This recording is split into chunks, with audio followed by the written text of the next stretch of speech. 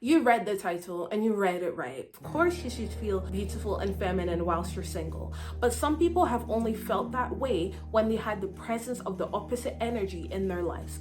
Masculinity, when they had a boyfriend, when they had a partner that was able to be that polar opposite and allow them to rest in their femininity and to rest in their beauty. But feeling beautiful and feeling feminine is a gift that all women have and all women can access even whilst they're single, and that's what we're going to talk about today. You guys are going to be getting frequent videos in this series. We're going to be breaking down a lot of the topics surrounding love, self-love, self-care, femininity, all of that type of stuff, developing a better relationship with ourselves and also with those around us, but with more of a focus on ourselves.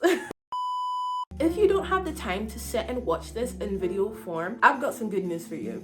This series is available on Spotify as well. Listen to it in audio form. So these are the chapters for today's video, and let's get right into it. So there are usually 3 types of girls that I come across when having conversations about feeling beautiful and feeling feminine whilst you're still single.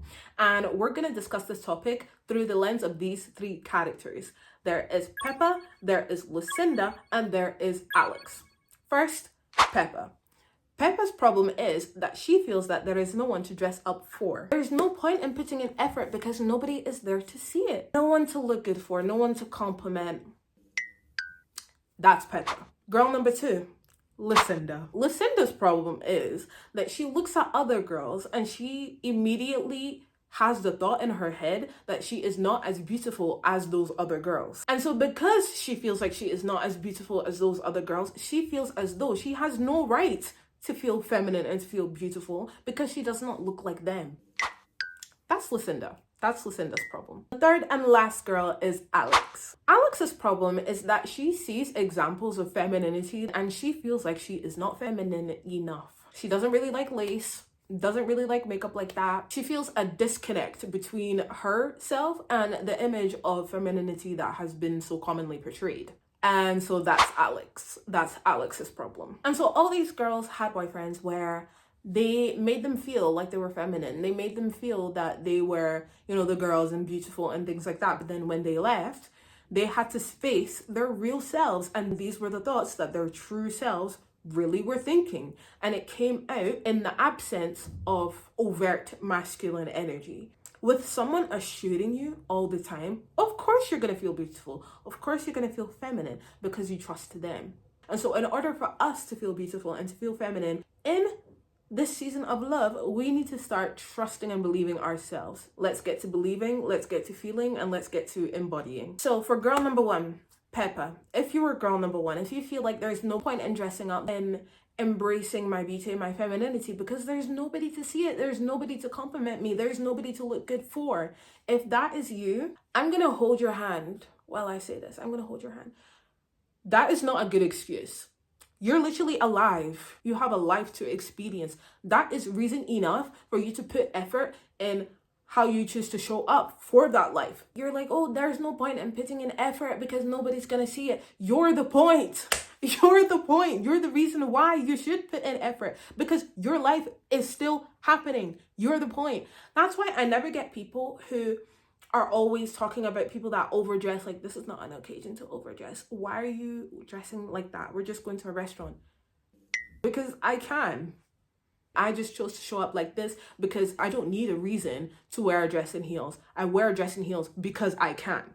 That's the mindset that you need to adopt, Peppa. You need to have this is the way that you need to think. You literally have to see yourself every single day. And I know you're getting tired of seeing yourself in a way that feeds the mindset of you not putting in effort. Compliment yourself. The essence of feeling beautiful, truly feeling beautiful, is when you make yourself the beholder. You know how they say beauty is in the eye of the beholder? A lot of you are so focused in making yourself feel beautiful in the eyes of other people. How about you make yourself the beholder of your own beauty first so that you are beautiful to yourself? And so when you feel that beauty, you feel that femininity, you feel that security, it will radiate and attract those who align with the same way that you view yourself. You are the reason that you're going to put in effort today. You are the reason that you're going to get dressed up today. Next, for girl number 2, Lucinda. If you're like Lucinda and you feel like you have no right to feel beautiful and feminine, that there are other girls on this earth that are drop dead gorgeous, so you do not dare to feel beautiful and to feel feminine, you think that there is a scale where there is a level that you need to reach before you can display these two things, beauty and femininity. The good news for you is that femininity is not something that is rigid. Femininity is not bound by rules. It is inherently free, which means that people can display it in whichever way feels most authentic to them. You don't have to meet a particular standard for you to feel beautiful or for you to feel feminine, because you already have the thing that you need. Let me remind you, you're a woman. A woman. And have you seen women? Have you seen us? Are all of us, we are stunning. We are gorgeous. People literally went to war for us. People died for us. You do not need to tap into hyper femininity in order for you to display that. You don't need to be super gorgeous for you to display that. You are feminine innately because you are a woman. You don't need to strive for it because it's always there. Look at all the girls that you look at and are like, they're beautiful, they're gorgeous and things like that. They're not the same. I look at lots of women and I'm like, they are gorgeous, they are stunning. And some of them are overweight, some of them are skinny, some of them are average, some of them are Asian, some of them are black, some of them are white, some of them are... They're all different. Feeling feminine and feeling beautiful is your right as a woman. Once you take that right, once you start feeling it, once you start telling yourself that you are, you will then increase in beauty and femininity. To summarize that point, you do not need to chase feeling beautiful or feeling feminine to be a beautiful and feminine woman. You need to step into your womanhood where beauty and femininity are traits that are already there that you will embody. And last but not least, girl number 3, Alex. If you fit Alex's description, she doesn't fit the mold of femininity, so she can't be feminine and beautiful because she doesn't look like stereotypically feminine and beautiful women. She thinks she's different to the stereotype or the standard. Like, Alex, listen to me. You do not need to fit the mold of femininity and beauty. You are the mold of femininity and beauty. When I see all these videos, yes, there is a way to increase the way that you display femininity to the outside world, and there are ways to interact with it that might make you feel more in touch with it. But femininity in itself is innate. There is no way to become feminine because you already are. It's just something that it's something that you already have. It's something that you already are. You can just increase it and you can just decrease it. There is no mold that you need to fit to become feminine. You are the mold of femininity because you are a woman. But I get it. It can be difficult to reconcile the difference between the two.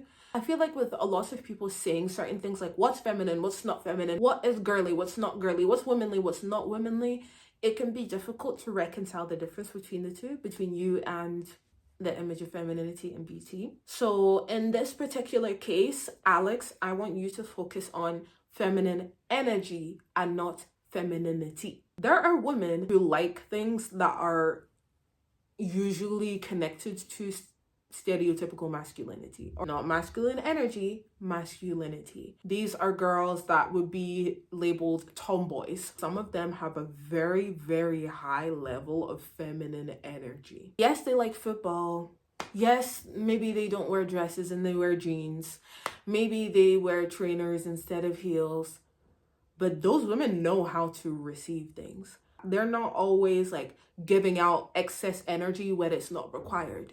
They know how to go with the flow. They can inspire masculinity in other men. They literally still embody femininity. They still embody womanhood, even if they like things that are not stereotypically girly or stereotypically feminine. What you want is to enhance it, right? So in order to enhance it, stop going against what your body naturally wants to do. If you want to receive something, just receive it. Just receive it and don't think about it. Feel more. Receive more. Go with the flow a lot more. Unbound yourself to imaginary rules and restrictions because you are constricting your femininity when you do that. So now we're in the homework chapter of this video, and I'm gonna give each of these 3 girls tasks to do, okay? Remember which girl you are so that you remember which advice you need to listen to. And if you're maybe both of the girls or all 3 of the girls, then maybe listen to all of them. Let's start with Peppa. What I want you to do is, in the next 7 days, have a dressing routine where you take the time to get ready each morning and make a whole thing of it. Even if you're getting ready in gym clothes, work clothes, going out clothes, whatever you're putting on does not matter. Have a dressing routine. The goal is to make this part of the day where you are paying attention to the way that you are adorning yourself as a woman, to the way that you are getting ready as a woman, to the way that you feel whilst getting ready as a woman. That's why you need to make it a whole experience. So with that, you'll start to feel more like, I actually like this. I don't like this outfit. I don't like the way it makes me feel. Let me change. Once you start making that part of your day an experience, you will then start to have a focus on how you feel in the clothes, in the makeup, instead of what your clothes and your makeup or whatever are making other people feel. How do you feel when you get ready? Compliment yourself. You feel beautiful, not somebody else thinks that you're beautiful and feminine. That's for Peppa. Next, Lucinda. You're gonna delete social media. You're gonna go on a social media fast. The reason why you feel like that is because you are comparing yourself to these other women. Whether it's temporary and whether you feel like this is something that you want to do permanently, delete social media and focus on you. Whilst you were taking the social media break, whether it is for 3 days, 5 days, 7 days, whatever, you are going to write down every day something that you like about yourself.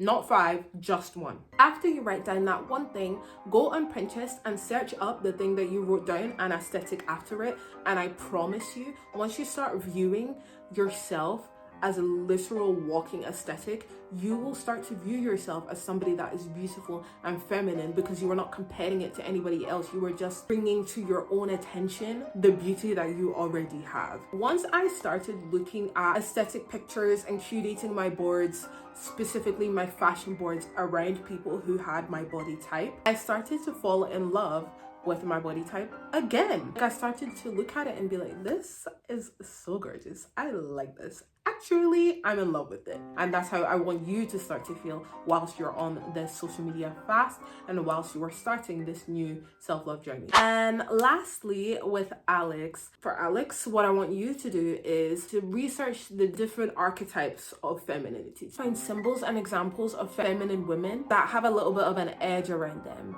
Femininity is not prim and proper. It is free. I'm going to give you 2 examples. They're biblical examples.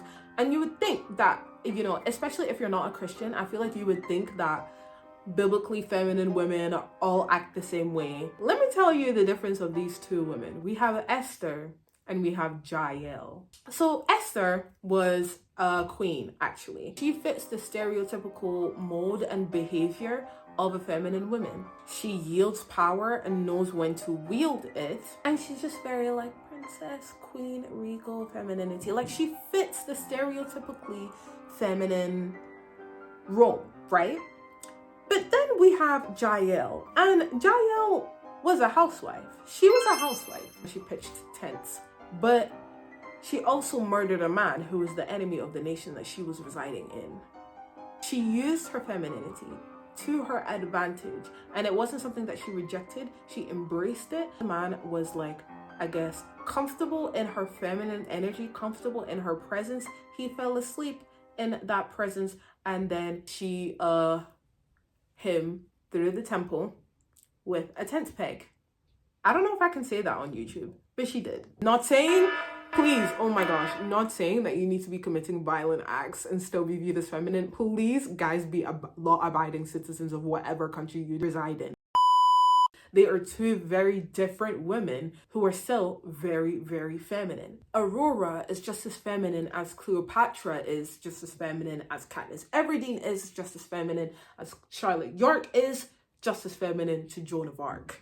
There is a wide spectrum of all of these women who fit into the feminine category because they are women, but they just display it in a very different way. The thing that makes them feminine is the fact that they have these innate natural traits once they tap into it that they embody, that allows them to still remain feminine, even though they might act very different to one another. Find an example that fits well with you. That is it for today's episode of the Days of Galentines. Don't forget to check this out on audio version as well. I'm so excited for you guys to see the rest of these videos, and I'm so excited to see exactly what you guys are going to be commenting. Leave a comment. I read all of my comments. If you don't want to miss out on all these different topics that we're going to discuss and all these different ways I'm going to help you develop a stronger self-love relationship and stronger relationship with other people and those around you, make sure to subscribe and hit the notification bell so that you do not miss when I upload. You want to be here for this, trust me. Thank you guys for watching, and I'll see you guys next time. Bye.